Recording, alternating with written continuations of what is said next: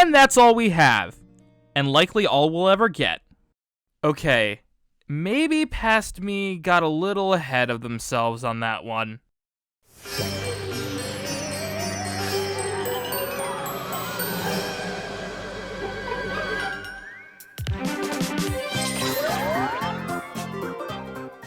Hey, what is up, all you lonely watchers out there? As I talked about last time, a ton of Yokai Watch media has gotten localized through Animax English subs, the manga localization, and even unreleased toys.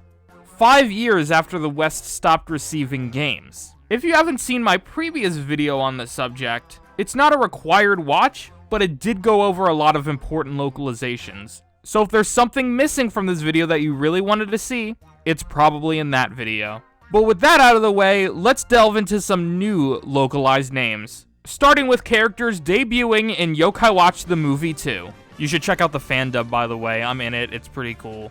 And the first one on this list, Demon Okure, who was actually localized in the manga. His original name was a play on Demon Kaka, who originally went by the name Demon Kogure. Demon Kaka has his fingers in every pie, being a Japanese musician, songwriter, entertainer, journalist, sumo commentator, actor, and voice actor. Comparing them, Demon Okure was definitely based on Demon Kaka, with Okure meaning sender, a reference to how he sends people to the afterlife. His English name was changed to Death Metal, a play on death metal, the music genre, keeping a reference to Demon Kaka, as well as him being a Grim Reaper type character. And they put in more thought into this name than I originally assumed, and it's a cool way to pay homage to his original Japanese inspiration. The next two aren't as official though. See, these names were derived from the English prototype of the Hasbro Model U watch, which was never officially released. It's unknown if these names would have made it to the final version, but this is the closest official confirmation we have of these names.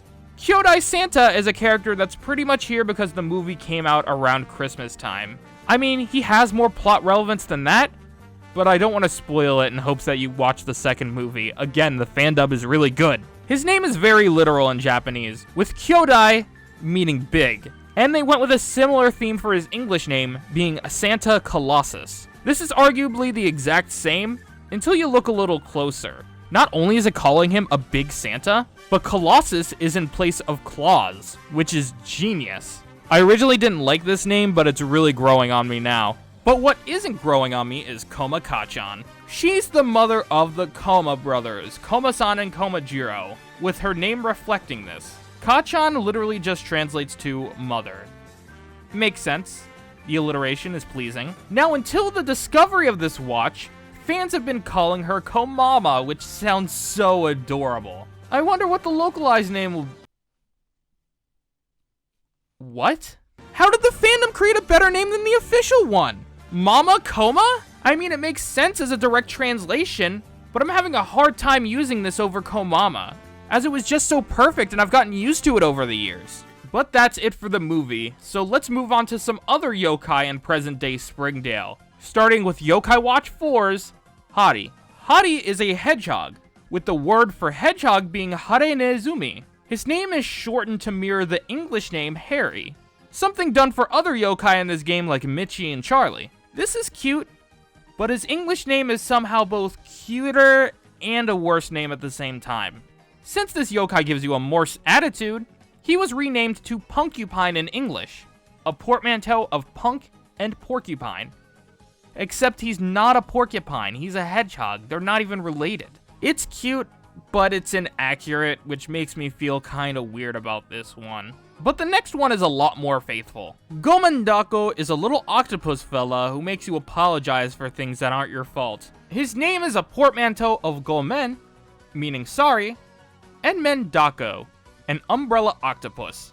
His English name was changed to Sorrypuss, yet another portmanteau, this time of sorry and octopus. It sounds cute and it fits with basically the same naming principle as the original, so it works. And that's all the yokai from the present day, but there's still one that I neglected from Forever Friends. Nupe Fuhofu is based on the Nupepo, a yokai in Japanese mythology. And yes, the resemblance is uncanny. His name is a combination of this and Nuperi, which is a derogatory term used to describe women who wear too much makeup. Yikes. Yeah, that name isn't fun. But you know what is? Blob Goblin.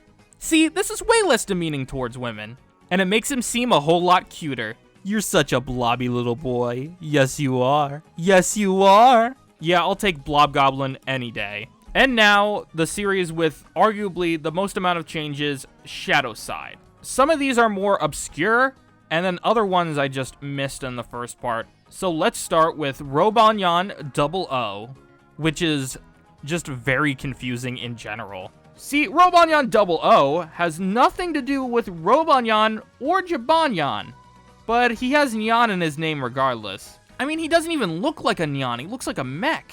The 00 is a reference to Gundam 00, which makes sense looking at his bulky design, but the Robanyan part never made sense to me. They even ask him in the show, and he just straight up ignores the question. His English name makes a lot more sense though, being Tidinator. This is yet another unpopular change that I like and will defend until my dying days. Tidinator was born from the manifestation of the last wish of a dying firefighter, as well as the cleaning robot Ochan. These two combined, creating Tidinator. So this name serves as a reference to his past, as well as combining it with Terminator to still keep that Robanyan reference, as the original Robanyan was pretty much just a big Terminator reference. This makes a lot more sense while still tying him to Robanyan if need be. And that's all the normal yokai. So let's talk about the Genma. Genma are a special class of yokai that Cole can transform into using the Yokai Watch Ogre, with each design being based off a famous warrior from Japanese history. Which is weird considering the term Genma translates to phantom demons. Luckily, they got localized to progenitor yokai, meaning a yokai descended from another being, which is perfect and kind of more in line with what they actually are based on their historic roots. But only one of these progenitors got a localization, Yoshitsune. Yoshitsune is named after Minamoto no Yoshitsune, the head commander of the Minamoto clan in Japan's late Heian period. His localized name is Minamoto, for some reason, so they just changed it from his first name to his surname, no big deal. So why change it in the first place? This change does not make the reference any easier to understand. If anything, it makes it harder to understand, as the Minamoto was a long-running imperial dynasty in Japan. Maybe it was to make his name easier to pronounce? But either way, it's kind of a strange decision. Let's take a quick break from the yokai and talk about a human. Ayame. Warning. Skip to this timestamp for Medium Yokai Watch 4 and Shadowside spoilers. Ayame is the love interest of Bruno, and is suspected to be the Oni princess by Shutendoji and Voidera. This is due to Jorogumo laying dormant within Ayame, trying to trick the Oni into freeing her. Ayame means iris, as in the iris flower, which is presumably a subtle nod to her being the fake princess. The audience is led to believe that she's the princess when she really isn't, setting off all of Theo's cherry blossom tests, even though she was named after a different kind of flower. Her English name was changed to Isabel, and it fits her personality, but not that story detail. She's very bubbly and nice as the name suggests, but it doesn't reference her plot importance as much. The closest argument you could make is that Isabel means the perfection of God, implying that she's of a higher status somehow, but that's a bit of a stretch if you ask me. But hey, we're back to yokai with Zhao Kaira. Zhao Kaira's name translates to the King of the Snakes, with his design generally supporting this with snake motifs. His English name is Lord Ananta, referencing Ananta Shisha, a 1,000-headed serpent where Vishnu rests, the Hindu god of preservation. This is honestly one of my favorite translations in terms of raw symbolism, and it almost acts as a reference to how Kaira usurped Enma's throne, at least temporarily. That's not a spoiler, by the way. That happens very early in the Shadowside movie. At the same time, though, Kaira sounds cooler, so I understand why people still call him that. For the next few, I'll have to explain some more yokai categories first. Bruno gains the ability to summon a new type of yokai in Yokai Watch 4 and Shadowside called Genju, or mythical beasts. These are yokai based on animals that guard each of the cardinal directions and the center, according to Chinese mythology. And while none of the Genju themselves got translated, the category itself got translated to Celestial Beasts, which isn't much different from its Japanese name, so it works. But more importantly, the Kenbu Majin and the Yosei Ken. But let's start with the Yosei Ken. These are the legendary yokai weapons wielded by the Kenbu Majin, literally translating to Holy Spirit swords. This was changed in English to the Sacred Armory, which, yet again, makes no sense. An armory is a place where weapons are kept, not the weapons themselves. This would be a cool name for the Yosei Ken holder, but not the Yosei Ken themselves. But at least the Kenbu Majin makes sense, with Kenbu Majin meaning sword-wielding warriors. Their English name of Sword Bearer is less cool, but it technically means the same thing. And they really didn't touch any of the names of the actual sword bearers besides the most important one, Fudomyo. Fudomyo is based on a protective deity in Vajrayana Buddhism of the same name, translating to the Immovable Wisdom King. Luckily, this deity already had a translated name, Akala, so they just slapped Lord on the front and called it a day. I will admit though that it probably would have been better without the Lord part. Akala was also the only sword bearer to get a localized Sacred Armory, going from Fudo Raimeken, the Immovable Sword of Thunder, to the Stormweaver, which is just a perfect translation and it sounds way cooler. He also has two other forms with localizations, starting with Fudomyo Kai. The kanji for Kai here means world, and this is the most powerful form of Lord Akala, so they named him Akala Exalted, a raised or elevated version of the previous Akala. On the exact opposite end of the spectrum, we have Fudomyo Boy, a power-drained Lord Akala who acts more like a normal yokai than a sword bearer. He sports a more childlike design, and thus was renamed to Lil Akala, which is so adorable. I love this little guy. But now let's look at some bosses from 4. Ooh. Starting with the previously mentioned Jorogumo, a spider boss in Yokai Watch 4 that was named after the actual Jorogumo yokai. These are spider yokai that can transform into human women, usually with the goal to trick or deceive others.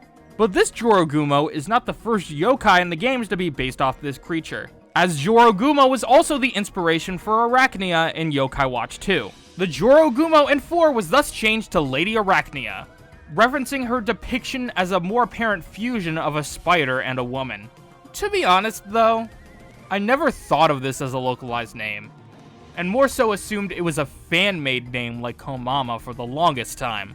But it's good to see these names that actually make sense get implemented. And now it's time for the big boy, Soranaki. Warning, the rest of these names will require major Yokai Watch 4 and Yokai Watch Shadowside spoilers. Skip to this timestamp to avoid them. You have been warned.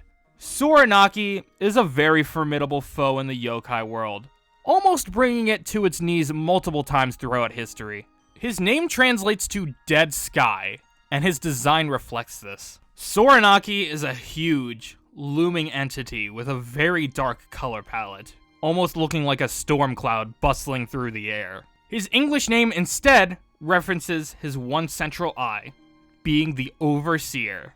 This is not only a perfect name for his design, but his role as the major threat to the yokai world for centuries. And his story started way back with the original Oni clan that ruled over the yokai world. The story of the Oni clan in Yokai Watch is so interesting that it could easily warrant its own video, but I'll try to keep it brief here. Shuka is the previously mentioned princess of the Oni tribe, way back in its founding. She was later reincarnated into Summer, far in the future. The name Shuka is a reflection of this, being an old-fashioned word for summer. For the Oni names in English, however, they decided to go the Greco-Roman mythology route instead of the seasonal route. Shuka was changed to Juno, the Queen of Heaven, much like how Shuka is the princess and ruler of the Oni at this time. Juno also had two knights, the first of which being Gento, who was reincarnated into coal. Gento is an old-fashioned word for winter, again referencing the To and Toma that means winter. His English name was changed to Boreas, the Greek god of winter. The other knight was Hakushu, who was reincarnated into Bruno. Hakushu is an old-fashioned word for autumn, mirroring the Aki in Akinori, meaning autumn. His name was changed to Eurus in English, the Greek god of the autumn. And now, for our final Oni, Kuten. Kuten was infatuated with the Oni princess, Shuka. However, an unnamed Oni accused Kuten of only aiming to kill Shuka's father with this love, and Shuka ordered his immediate imprisonment. Kuten's spite and hatred turned him into the Overseer, swearing to get his revenge on the Oni and the yokai world at large. Kuten's name translates to Empty Heaven, a reflection of both his sorrows and what Soranaki comes to be, while his English name is Saros, being the period between the solar eclipse and the lunar eclipse. This could be interpreted in multiple different ways, but I see it more as the fizzling out of any good that remained within Kuten's soul. Soranaki's rage building up over the years until he comes to exact revenge on the yokai world, infecting the sky with his red terror, much like a lunar eclipse. This is probably one of the coolest and most meaningful translations in the series, and it retains the depth of both Kuten and Soranaki as characters. Well done, localization team. Well done. And on that note, I think we got them all this time, or at least all the ones that matter. What name changes did you like the most? And which ones do you think could have been thought through a little more? Make sure to let me know in the comments, and I will see you all in the next one. Bye bye, my lonely watchers.